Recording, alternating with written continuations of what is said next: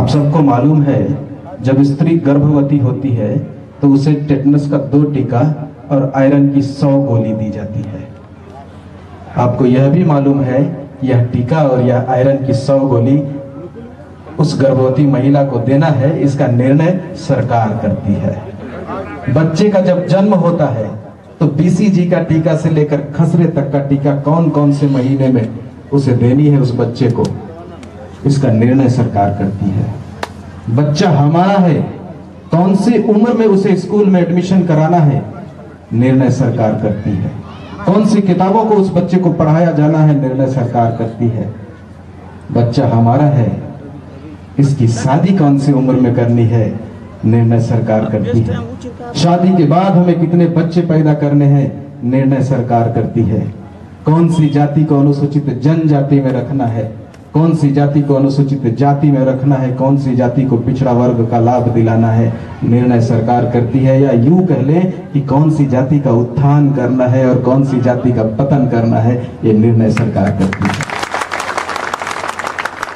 जब व्यक्ति का मृत्यु हो जाता है तो उसकी संपत्ति का वाजिब हकदार कौन होगा, इसका भी निर्णय सरकार करती है। स्पष्ट है हमारे जन्म से पहले और हमारी मृत्यु के बाद तक के सारे निर्णय सरकार के हाथ में है।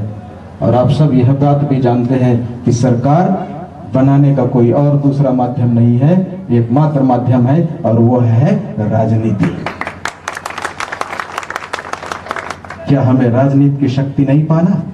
अगर आप राजनीति के किताब को खोल कर देख लो तो पहले पन्ने में आपको लिखा हुआ मिल जाएगा, जिसकी संख्या अधिक सत्ता का मालिक वही। इस देश में सर्वाधिक संख्या वाली जात है हमारी, लेकिन सत्ता से कोसों दूर है यह समाज। मैं एक छोटी सी कहानी आपको सुनाना चाहता हूं।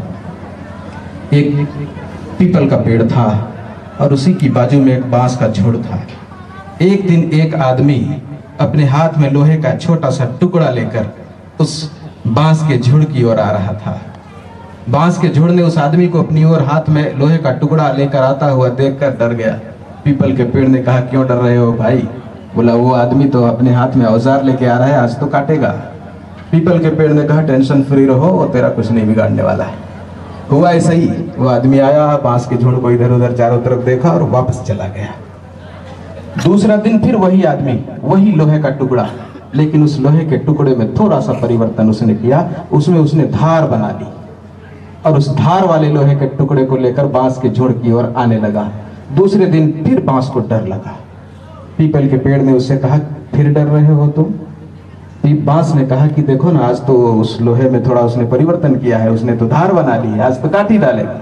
आज भी मत डरो, तेरा कुछ बिगाड़ने वाला नहीं है। ऐसा ही हुआ, वो आदमी आया, चारों तरफ बांस को देखा और वापस चला गया।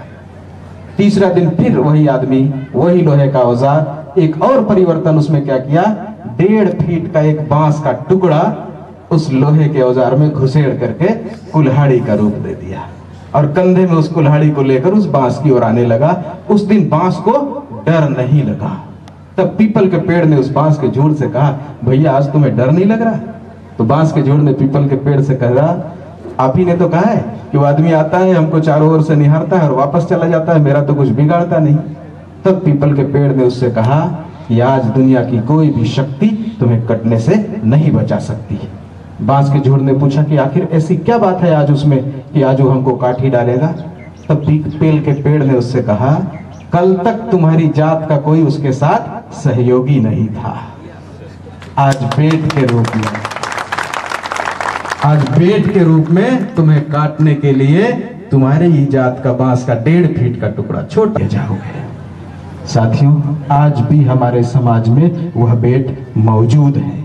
यह सभा आपने नाम दिया है संकल्प महासम्मेलन, तो आज यहां से यह संकल्प लेकर चले जाओ कि हम बेट नहीं बनेंगे। हाथ उठाकर एक बार बता दो कि हम बेट नहीं बनेंगे। इस बात को शपथ आपने लिया है। हम बेट नहीं बनेंगे तो उसे बर्दाश्त भी नहीं करेंगे, इस बात का भी शपथ। उनसे स्पष्ट कह देना, कोई दिलदार बन के आए तो दिलदार हम भी हैं, कोई दिलदार बन के आए तो दिलदार हम भी हैं। अगर दुश्मनी रखी तो तैयार हम भी हैं।